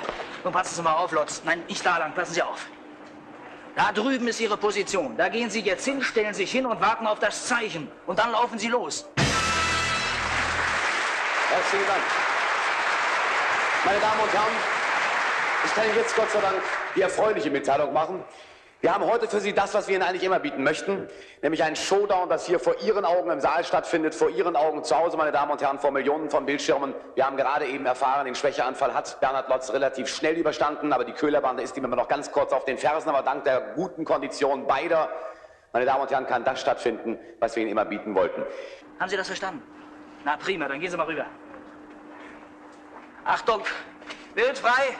Das beweist eigentlich wieder einmal die hohe Originalität der TETV-Spiele. Ich möchte jetzt aber keine Sekunde verlieren, um zu sagen, bitte melden Außenstation, Zielstation, bitte melden Eberhard Schneider. Dies ist der Augenblick, meine Damen und Herren, auf den so viele von uns lange gewartet haben, für den manche vielleicht sogar gebetet haben. Lotz hat es geschafft. In diesem Moment kommt er in die Zielstation. Die Köhlers sind ihm hart auf den Fersen. Sie haben alles auf eine Karte gesetzt, sie haben hochgespielt und sie haben verloren. Vorläufig muss ich sagen, gut, Lotz. Dankeschön, Eberhard Schneider. Meine Damen und Herren, das zweifellos für Sie zu Hause und für Sie hier im Saal in Osnabrück der größte Augenblick, auf den wir 7 Tage lang gewartet haben. In den nächsten Augenblicken müsste Lotz hier auftauchen, müsste er am Ende der Todesschlange auftauchen, meine Damen und Herren. Die 1 Million Mark ist für ihn in greifbare Nähe gerückt, aber hier sind noch ganz genau, und das möchte ich Ihnen sagen, die geschrieben haben und gefragt haben, wie lang ist die Todesspirale wirklich? 28 Meter und 40 Zentimeter mit 3 Einschussmöglichkeiten, meine Damen und Herren. Beginnen wir hier bei der letzten Einschussmöglichkeit, die orangefarbene, zweifellos die größte, durch die er zum Schluss hier rauskommt auf die Bühne. Dann hier die zweite, die grüne, dahinter eine Treppe, über die er sich hinüberroppen muss. Das heißt, er muss ganz einfach hochkommen. Er sitzt genau vom Ziel, von der grünen Scheibe hier. Und dann dort die erste, die große Öffnung. Und da oben taucht er jetzt auf, meine Damen und Herren, Bernhard Lotz, der Held der letzten 7 Tage, mit dem wir gebangt haben, mit dem wir gezittert haben und gesagt haben, wird er es schaffen. Er hat es jetzt geschafft, meine Damen und Herren, jedenfalls bis zu dem Punkt. Und dass das zweifellos ein harter Weg war, das haben Sie bei uns verfolgen können. Und dort kommen bereits die Köhlers. Applaus, denn noch ein paar Buhrufe dazwischen, meine Damen und Herren. Ich muss Ihnen sagen, es ist zweifellos fair, auch die Köhlerbande zu beklatschen. Guten Abend, Herr Köhler. Guten Abend, Herr Ensel, und guten Abend, Herr Witte. Schönen Dank, liebe Yvonne, liebe Vera und liebe Ulla. So, lieber Herr Köhler, Sie hatten heute Nachmittag noch gesagt zu einem Kollegen, Sie werden es schaffen. Jetzt stehen Sie hier auf unserer Drehscheibe, drehen sich fröhlich vor sich hin, aber bisher haben Sie ihn noch nicht geschnappt, denn er steht da oben. Ich sage dasselbe wie damals auch, wir schaffen es schon noch, Sie werden es schon noch erleben. Das damals war heute Nachmittag, ich wünsche es Ihnen. Wie ist es bei Ihnen? Ja, wir werden ihn schon erwischen hier. Sie erwischen ihn? Ich denke schon. Herr Witte. Mit einer Zielscheibe dahinter treffe ich ihn. Toi, toi, toi, meine Herren. Gut, dann können wir unsere Drehscheibe wieder anhalten. Und, meine Damen, bitte bringen Sie die Herren auf Ihre Plätze. Für Sie, Bernhard Lotz. Seien Sie nicht böse, meine Damen und Herren. Es ist vielleicht ein bisschen unfair den Dreien gegenüber. Ich drücke Ihnen jetzt die Daumen. Für Sie, Bernhard, und auch für Sie, Herr Köhler, Herr Witte und Herr Hensel, noch eine kleine Pause. In dem Augenblick, meine Damen und Herren, haben wir für Sie jetzt einen wichtigen Hinweis, den Ihnen der Stabil-Elite-Konzern geben möchte.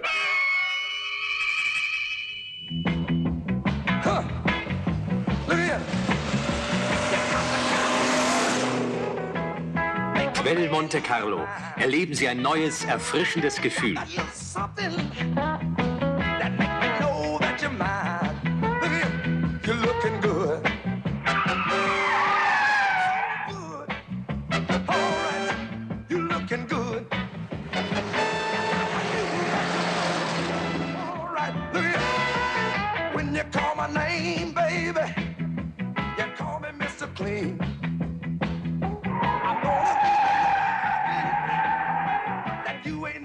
Monte Carlo, das aufregendste, schönste Leben der Welt. Eingefangen in Quell Monte Carlo, die herrlichste Erfrischung aus den wilden Quellen des Stabil-Elite-Konzerts. Quell Monte Carlo treibt Müdigkeit raus und Frische rein. Sie bleiben stundenlang munter, egal was passiert. Ich möchte Ihre Spannung keinesfalls auf den Höhepunkt treiben, sondern möchte jetzt sagen, meine Herren, Sie sind klar. Meine Damen und Herren zu Hause, auch hier im Saal, verzeihen Sie es mir, wenn ich jetzt sage, toi, toi, toi für Lotz. Achtung, fertig, los.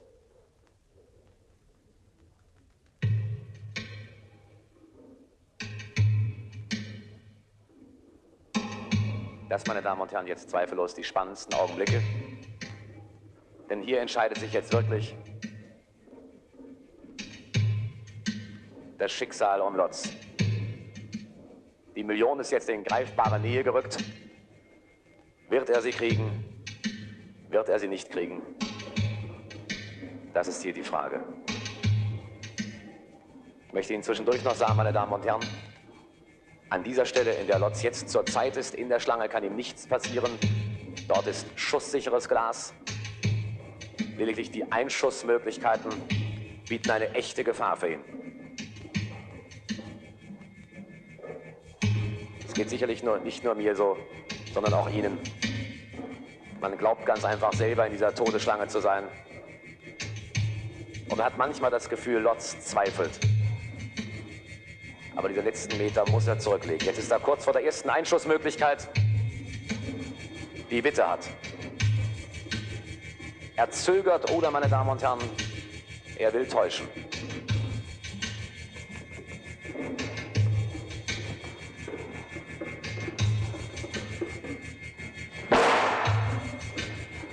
Die Täuschung ist ihm echt gelungen, denn nur einen einzigen Schuss hatte Witte und er ist vorbei. Jetzt der Chef, Köhler. Und hier, meine Damen und Herren, ich möchte es noch einmal sagen, nicht nur die Schwierigkeit vorbeizukommen, sondern er muss über eine Treppe steigen.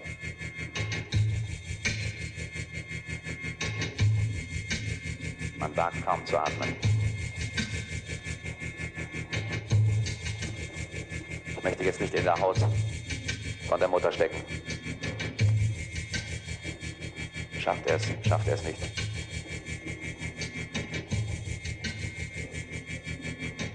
Die gleiche Täuschung wird ihm nicht mehr gelingen. Ein eiskalter... Und da scheint daneben gegangen zu sein.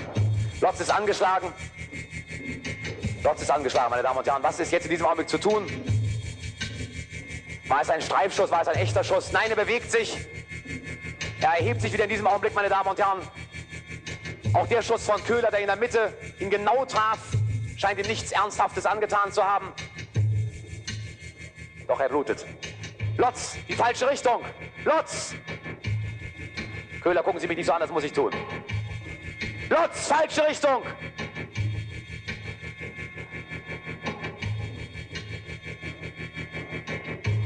Er hat es mitbekommen.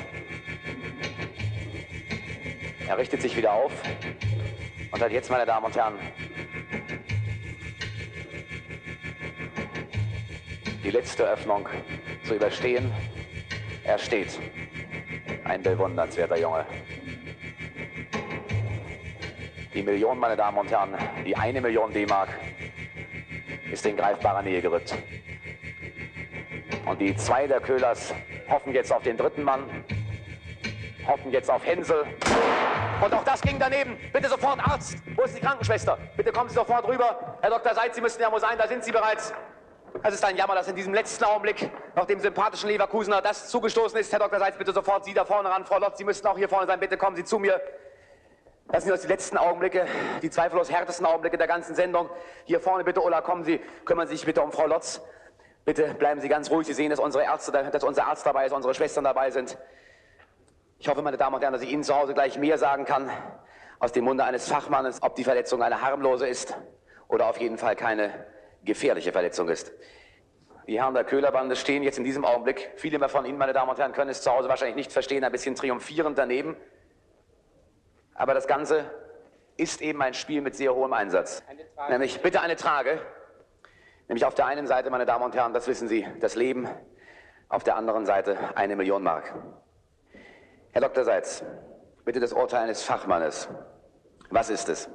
Ja, Herr Uhlenhorst, die Schussverletzung ist glücklicherweise nur leicht. Das Geschoss scheint an der Rippe abgeglitten zu sein. Dagegen ist der total erschöpfte Mann in einem sehr ernstzunehmenden Schockzustand und muss sofort in stationäre Krankenhausbehandlung. Sekundenlang habe ich tatsächlich gezweifelt. Aber das Ganze ist ein Spiel mit einem hohen... Das war Finale, was? Doch. Was denn? Sie haben doch Einwände gegen unseren Kandidaten gehabt. Ach, ich habe doch nur ein bestimmtes Fehlverhalten nicht so unkritisch hingenommen wie vielleicht mancher andere. Prost, mein lieber Muljan. Ja. Der Außenstehende sieht das vielleicht nicht mal gleich so. Hier, jetzt. Aber wenn man wie wir jahrelang sowas macht, dann bekommt man einen Blick dafür. Bernhard, wie geht's Ihnen? Was möchten Sie unseren Zuschauern zu Hause sagen? Gestatten Sie, Tilo. Gestatten Sie. Mein lieber Lotz. Das ist unser Chef, Herr Muljan, der jetzt in diesem Augenblick... Ich bin stolz auf Sie. Ulla, großen Preis der TTV zu überreichen. 1 Million für Sie, mein lieber Lotz, lieber Bernhard. Alles Gute, mein Junge. Alles Gute. Meine Damen und Herren, ein ergreifender Augenblick. 1 Million hat Bernhard Lotz in diesem Augenblick bekommen, in diesem Augenblick gewonnen unter Einsatz seines Lebens. Im Hintergrund bekommt nun auch die Köhlerbande den verdienten Preis, denn, meine Damen und Herren, was wäre eine Jagd ohne Jäger?